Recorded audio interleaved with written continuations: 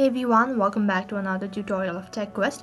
In this video, I'm going to be showing you the steps on how you can register or enroll into an online banking account of Capital One. So I'll be showing you step-by-step procedure. Make sure to watch this video till the end and follow the instruction as guided. Before you apply for the online banking account, you must make sure that you already have a bank account. Only then you'll be able to register or enroll into an online banking account.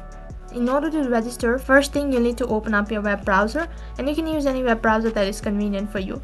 Once you open up your web browser, on the search box you'll need to type in the link that will be www.capitalone.com, and I'll also make sure to leave the link on my description box below. As you type in the link, you'll be directed to the official site, and this is what the interface is going to look like. In order to enroll into an online banking account, first of all you need to select the account type.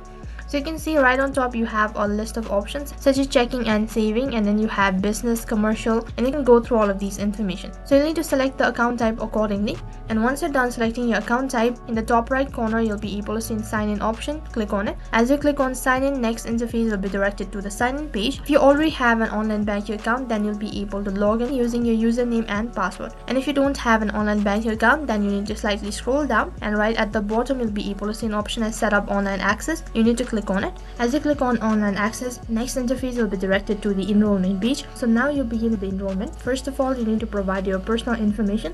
That includes entering your last name, social security number or tax identification number, and date of birth. And make sure to provide all of the information that is related with your bank account.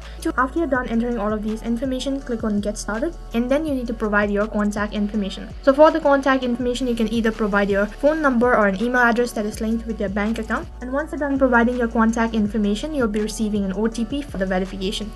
So once you receive your OTP, you'll need to enter it, and then you've verified your account. Then you need to create your online access or your login information. So for that, you need to create user ID and PIN. And once you're done providing all of the information, once again you'll have a confirmation. So make sure to go through all of the information.